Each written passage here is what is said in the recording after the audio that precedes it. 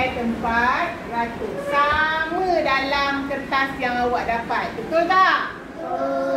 Jadi sekarang ni awak tahu ni berapa? 84. Nak tulis dekat mana 84? 8 nak tulis dekat mana? Bawah puluh 8. 4 sah. Tolak. Ambillah tolak jauh sikit. Kalau pekat dekat bawah tempat ra ni semua awak boleh tulis tolak. 27 nak tulis kat mana? Kat mana? 2 nak tulis kat mana? Bawah 10. Atas ni, kat sini. Bawah 8. 2. 7. Jadi 84 tolak 20. Baik. Sekarang ni kita nak tengok macam mana nak tolak. 84 tolak 23 sebenarnya boleh saja ditolak. Sebab 8 lebih besar dari 84 lebih besar daripada 20. Tetapi bila awak salin semula dalam bentuk lazim, sal ni 4 dia lebih kecil daripada 7. Jadi boleh tolak? Tak boleh tolak. Bila tak boleh tolak, kena pinjam sebelah.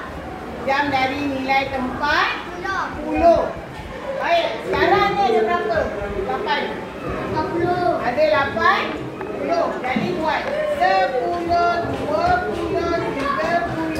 40, 50, 60, 70, 80. Dia nak bagi pinjam berapa? 10. Jadi potong 10.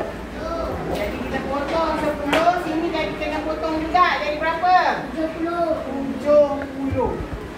Okey. 10 ni dapat dekat mana? Dekat? Jadi tambah 10. 10 tambah 4 berapa? 14. Macam mana nak tulis 14? Terus tulis 1 dekat sebelah ni. Betul tak? Baik. Sekarang dah boleh tolak ke belum? Boleh. 14 tolak 7. Apa nak buat? Jangan salin dulu, Melissa. Saya suruh tengok dulu. 1,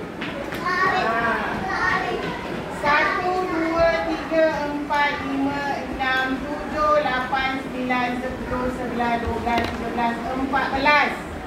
Tolak 7. Jadi kena potong berapa? 1, 2, 3, 4, 5, 6, 7. Berapa bakinya? 1, 2,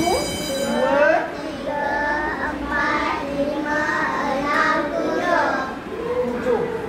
Jadi kat bawah ni tu 7 tolak 2. Macam mana nak buat?